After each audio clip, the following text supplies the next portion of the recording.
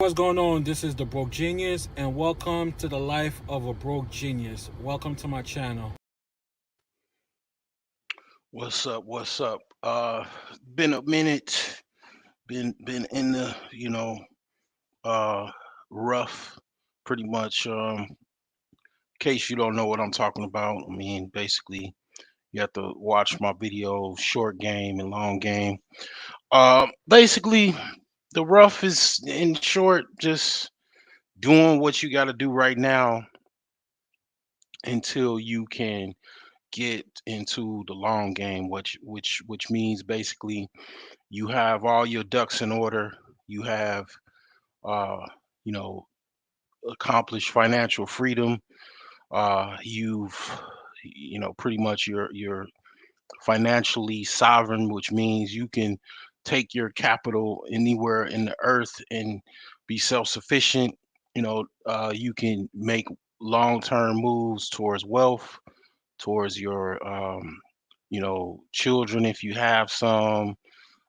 You can, focus on generations ahead of you.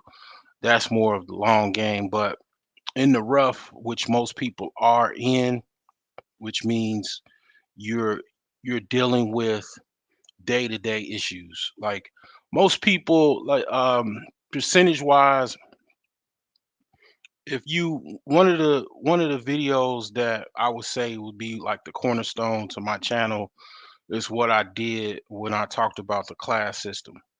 When I talked about the class system, that is like a cornerstone video or a classic video because if you watch that video and I talked about the percentages of the people in particular class, I didn't at the bottom where I was talking about pretty much the owners and the ruling class, that was only 1% of the actual population. Okay. The class before that is the upper class. As only like 20% of the population. Okay. Uh, most of people are anywhere between poor, working, poor, working class, middle class. So what does that mean? That means most people most people are literally a check away from a catastrophic financial failure. They're they have less than 1 month or even a couple weeks emergency fund. Most people don't even have $1,000 in their emergency fund, and a lot of people are in debt. Okay, uh, you know, including myself. I mean, a lot of people have either credit card debt, student loan debt, personal debt, or medical debt. That's what most of the people have in this country, and including mortgage debt. Mortgage debt is not really looked upon or frowned upon, especially in this time where there's a kind of a real estate boom. It's like real estate debt is your friend again. When it's a bust, meaning that the prices of houses are down, it's not so desirable. Okay, but it's a boom, real estate boom right now. So mortgage debt is not a lot of people are really talking about it, but that is debt. You know, if I can help it, I'll stay away from mortgage debt. But to be realistic, most people will need money to buy a house. And that's what I'm talking about as far as in my own personal uh talks as far as self-improvement, which is that's what I'm talking about now is Kaizen talk, which is my own self-improvement stories or dialogue. I'm doing what currently I am doing what most people in America do not do. Okay. I am in the process of purchasing property and also fixing up property with no loans. I repeat, no loans. Like I literally I was approved for personal loan, uh, what was a very high interest rate. I was trying to get some work done on my house, and they were like, once they got my tax return, they were like, no, we can't even give you a loan because I had so many write-offs. So I'm literally fixing up a house with no loans, all cash. Okay. That is pretty much most people do not have that uh, struggle or issue. Most people, they either rent or they have a mortgage. So when I say in the rough, yes, it is very, very rough trying to uh, come up with capital for personal day-to-day expenses as well as fixing up a house, all cash. Okay, houses are very, very expensive. If any room inside of a house add anywhere between 1,000 to 10,000 or more dollars to it. I got an uncle right now that you know he's fixing up his kitchen. His entire budget for his kitchen is my entire budget for my house. Okay. And I mean, I don't know. I mean, I guess it's okay, hey, I mean, you live once, but the thing is it's funny to me because I to me, he don't have that many houses for me to justify it. Because I'm like, man, you could go buy even in this market in the Chicagoland area, you can buy buy basically uh um a vacant house for about 30 grand. Even in this market. If you would have asked me the same scenario 3 years ago, it would have been that same 30,000 vacant house would have been like anywhere between 10 to 15,000. Okay. Give or take, depending on where it is. But yeah, I mean, I just like I say, I mean, I could literally like um the budget for his kitchen from floors to walls and everything would pretty much finalize my house. So it doesn't matter. I mean, right now I'm going through a renovation situation, and it could be something that is going on with like health wise, where it's just rough, it could be a situation where you going through a nasty breakup or divorce. It's a rough situation, but most people are financially in the rough. And what I mean by financially in the rough, it means basically if you have more money, like Lauren Hill says, it's funny how money changes the situation.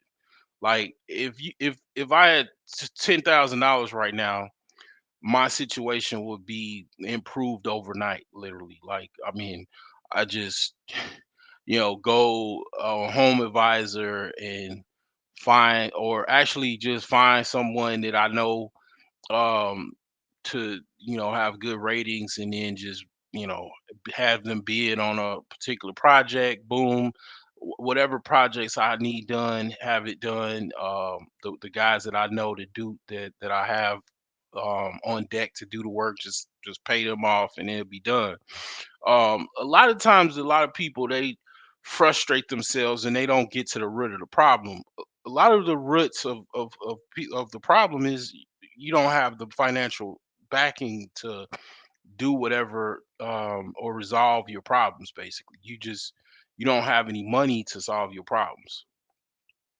Okay, a lot of times.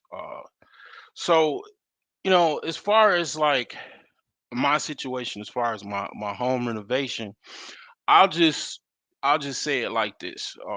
Just to if for those that are actually thinking about going through or buying a abandoned property and thinking about fixing it up, the enticement for people to buy a house that's cheap and fix it up is very, very appealing. But I'll just say it like this: like it's a couple phases to um that you want to think about when it comes to home and renovation or taking on a vacant property. One of the things is when you're thinking about buying a vacant property, you have to consider, is this house habitable? Meaning, does this house have running pipes, water for pipes, or is the water on? Does it have electricity? Does it have a furnace? Does it have a water heater? Uh, you know, does it have all of the windows? Is the roof sustainable? Meaning there's no leaks, there's no missing like holes in the roof or anything like that. Those are the signs that you want to look at when you're looking at a house, because when or if let's just say you're looking for a deal, you want to find a house that you can make it habitable relatively quickly. Like let's say, because you got see, one of the things about me is, from my experience in it, and actually like doing it. I actually like fixing up vacant houses, abandoned houses. I mean, I like the challenge. Even not having the money, I mean, a lot of times it's not really it's a hurdle, but it's not necessarily something that I would stray away from, because I hate paying rent. I've probably not said that a lot, but I can't say it enough. I hate paying rent. I hate not owning anything or having any asset that I can, pretty much cross reference my debt and offset it or whatever the case may be. I just don't like renting. I hate rent. Okay. I'll deal with it, but I don't like renting.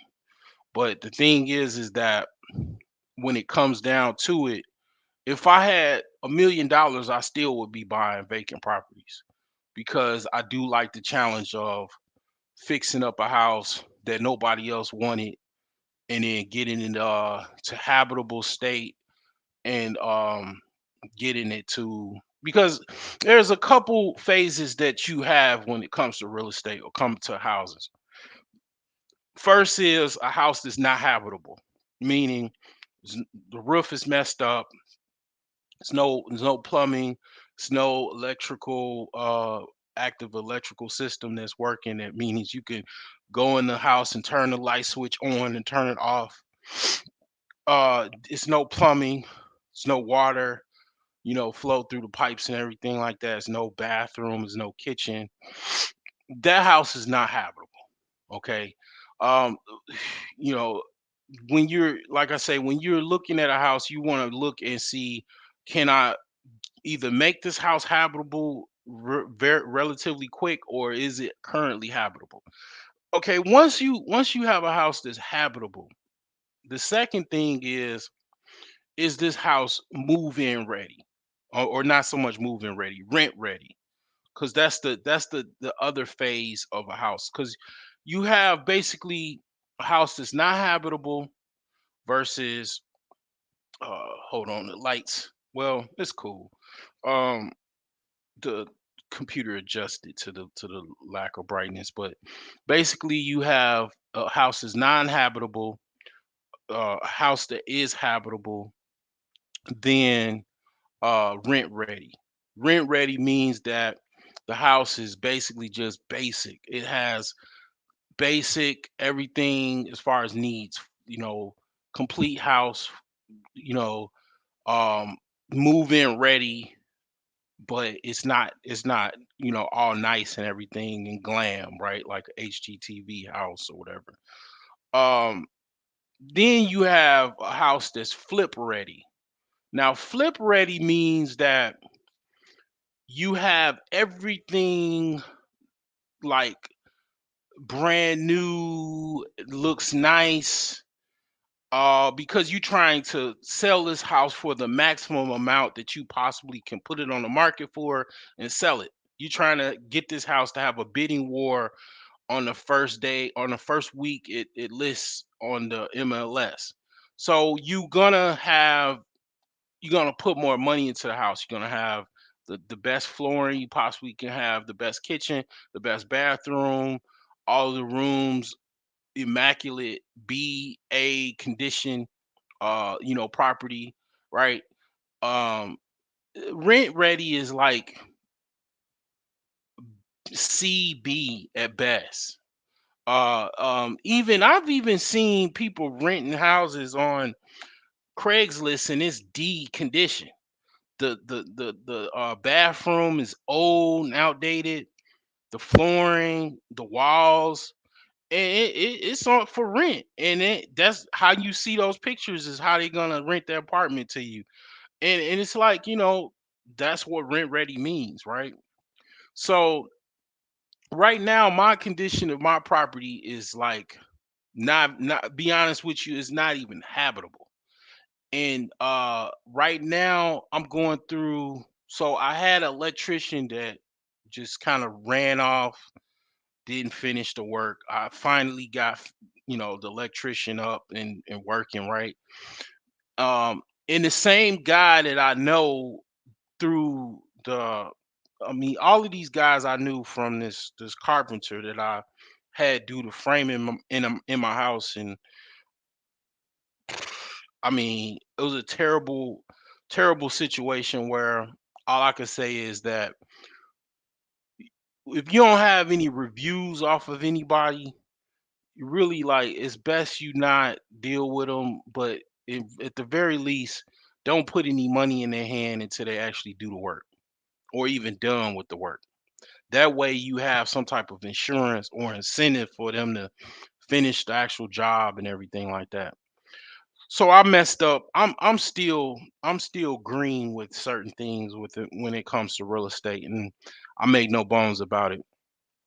But basically now I have a plumber that is basically not really doing no plumbing. Like, I mean, he says he's gonna come by, he don't come by, he don't call. He wants you to call and sweat him, and it's like I basically got like about a week, and then I got to give me another plumber. I ran into a guy. He's got a bulldozer. Saw him at the gas station. Free estimates. I'm gonna give him a call probably next week. I it's not a situation where I'm not gonna say I'm rich. Obviously, I'm not rich. I have money to finish the plumbing. Um, I just the dude ain't doing the job. You know, so the plumbing is needed to do the to install the furnace, and then also when it comes to the rough. Come to find out, I didn't have any gas lines in my property. The house was vacant so long that basically they retired the gas lines. I didn't know until I called because I was trying to get a stove installed. I didn't even know that there was no gas lines in my house. So they have to come run new gas lines. They say that's gonna take like a few weeks. And yeah, it's pretty much winter time, you know what I'm saying? The pre-stages of winter. It's estimated to be snow within a few days or within a week, for the first snowfall. So all of this stuff, I got a wood stove. I've actually installed a wood stove, so um, you know, working with that. But it's not an old Montgomery Ward stove, but it is older. It's not like ancient antique old, but it is antique. So I do have something going for as far as heat. But yeah, it's a situation where, yeah, like my house ain't even habitable, okay? And it's like to get it habitable, I basically need a plumber. I mean, it's not no money situation. It's like um it's a situation where a dude that basically he's not necessarily a plumber, he's a carpenter that knows plumbing, and he works a job, and he ain't doing no work at my house. So it's like I gotta find. I'm most likely gonna have to find another plumber. So the furnace guy can do his job, and then of course I will have to wait for the gas lines to be installed as well, so I can actually get all of these appliances up and running. So yeah, I mean, it's a situation where yeah, it's rough, but it's all a part of self improvement. This is something that I already estimated, already planned for. The wood stove actually was what I wanted to get installed anyway because I wanted to save on heat costs and gas. So I already have that going, so that's good. So that's something that I'm kind of happy about. It's very aesthetic. It has a lot of aesthetics. Nice little open flame, good to you sit watch TV and you got an open flame and stuff like that. So very very nice. So another thing I just want to talk about is YouTube loners. Okay, and it's not necessarily self improvement, but I guess in a way it is. But what I come to find out when I watch like other people and stuff like that, I think literally this is just a thought. Okay, I don't know if it's actually truth, but what I think is, as far as people that get really really comfortable on YouTube and they tell all of their entire business and uh deep down to the detail of you know who they had sex with and what age they were and shit like that. I think that people are like loners in real life. Like it don't matter how successful they are, whatever, how much money they have. They literally don't have any friends. They don't talk to any family. They just got money, or even people like this, they don't even have any money and they just loners, and they just go to YouTube to have like a social experience. And I get it. I'm at times in my life that I've done that. But where the psychosis or the mental, you know, hangups is with this is you start telling people stuff about you that you would tell a personal friend, and you're on the freaking internet, which is the entire world. And that's where it becomes a problem. Because yeah, I think people that, do this, they literally don't have any friends. They don't have anything outside of what they do for a living. And then they go to YouTube and they actually believe in their own brain that these people are my homies. They're my YouTube subscribers are my actual friends. Like, no, don't get me wrong. I do know people. My electrician is my YouTube one of my YouTube subscribers. Okay, if you go to one of my videos and it say I think it's just Dre, that's my electrician. He actually did finish the job. Okay, you got to come and it's never done. Electricity is never done, but it's more projects that needs to be done. But I'm waiting for all these other this plumbing and everything. But the thing is that yeah, I know people that are on YouTube that I actually know in real life, but at the same time, it's like I think that these people actually get way too comfortable, and it'd be like, man, they come on YouTube and they be like, yeah, I killed this dude, man, because he owed me some money back in 2004, and I shot him on around this neighborhood and Bethesda, Maryland, and it's like, dude, why is you telling on yourself on the freaking internet, man? And I think it's because they loners. People don't have no friends. The internet, the social media is their friend. I trust me. I know it. I get it. I understand it. But don't get it twisted. I mean, don't get it twisted to think that these actually people are your friends and shit like that. These people, you don't know who you talking to. I don't know these people behind other than my electrician. I don't know who these people are. I mean, they could say they somewhere or whatever, but they could be totally lying. Most people, they don't even go live and show their face. They still behind the avatar. You know what I'm saying? So I don't know these people, man.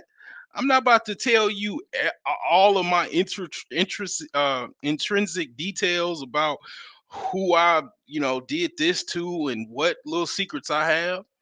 I mean, hey, only person that knows my secrets is Mark Zuckerberg or whoever, people that run the metaverse inside Facebook. They go on my face. Whoever has access to Facebook Messenger, they know all my business. Outside of that, and then maybe a homie or two that I know from back 20 years when I went to college. We share, a little secret or whatever. And that's it. I'm not coming on YouTube and talking about that. I mean, y'all don't, first of all, even if I made a whole bunch of money, I wouldn't do that. Other than probably, let's just say this. If I was extremely rich, I would be more candid and comfortable. But what I would expose is not something that I could go to jail for.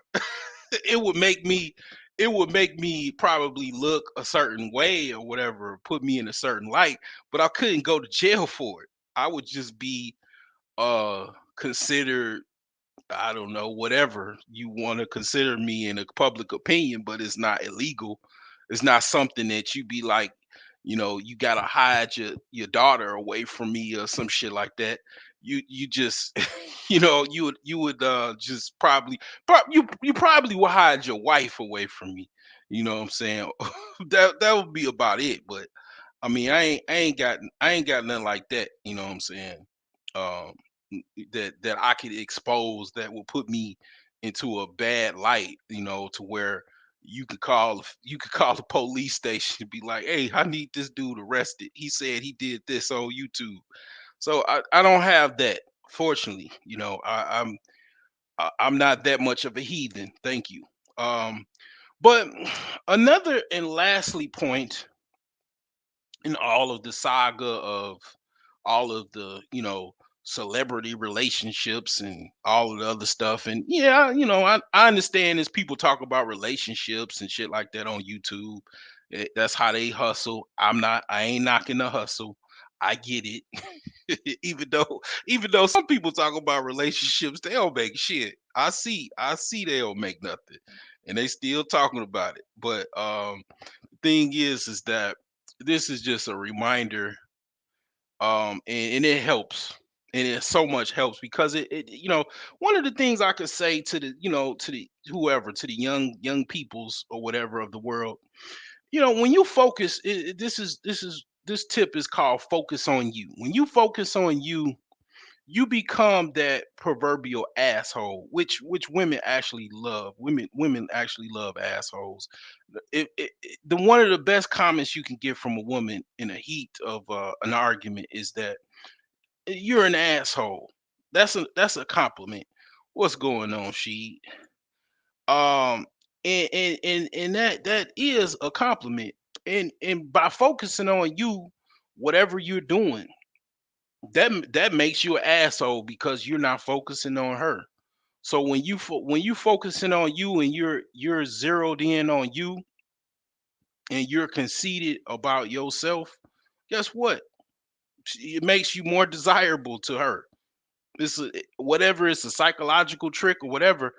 If you get in the habit of focusing on your hobbies, your goals, going proactively toward them, and not stopping shit to deal with what she wants you to do, basically, um that's the key to her desirability of you. Because a lot of times, I'll be honest, women, they don't, you think they might want you to be the nice guy that just caters to them. And a lot of guys, that's how they live. They cater to their woman, and they stop everything they're doing and they do whatever she wants them to do. That's kind of boring. A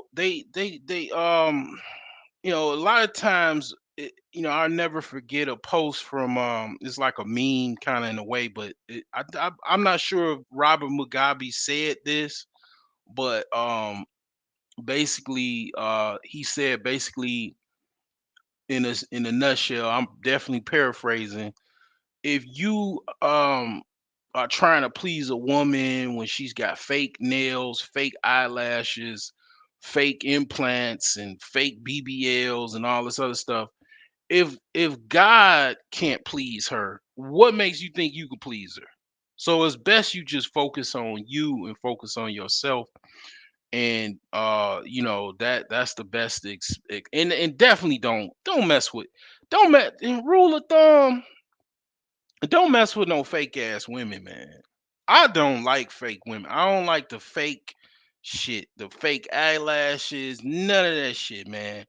Man, my quit, what I'm saying. I know R. Kelly married Aaliyah and she was young, but Aaliyah is like my prototype. It's a combination between Aaliyah and Felicia Rashad. Like, I don't like that fake shit.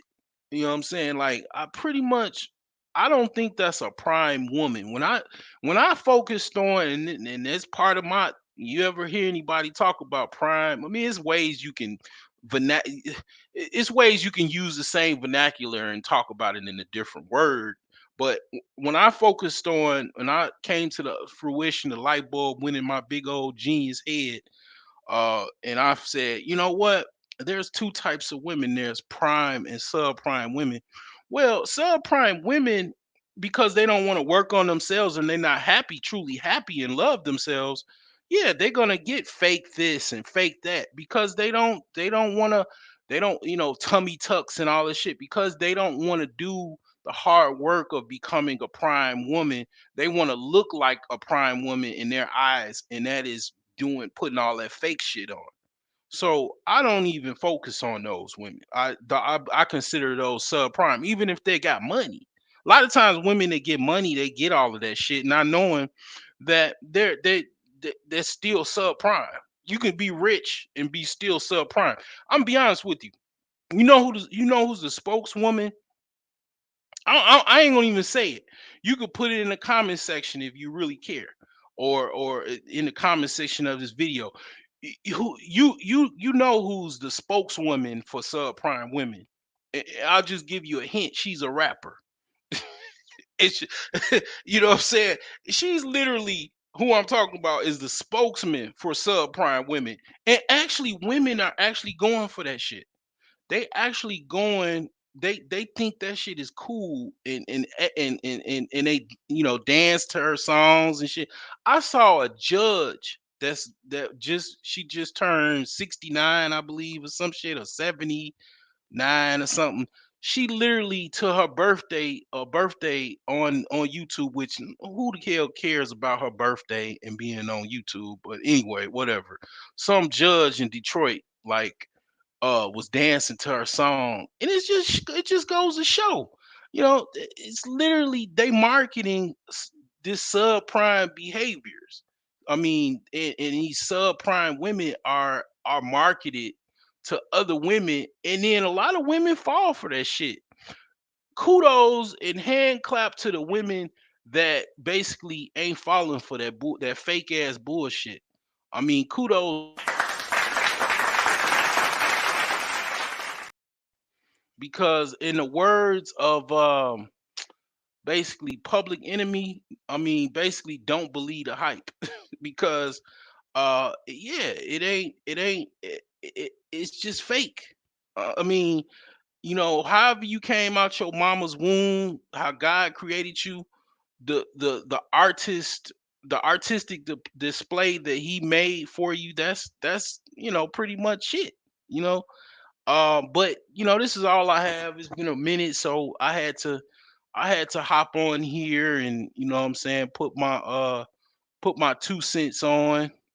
You know what I'm saying? So that's pretty much all I have for you today. Message.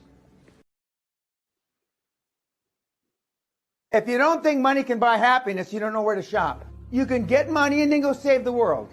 You can get money and save the forests in Brazil. You make money and go save global warming. But without money, you can't save a fucking thing. Don't you understand? Don't the fucking idiots on YouTube understand that? Until you make some shekels, until you make some fucking coin, you can't help anybody. Because if love got the job done, you wouldn't be fucked up.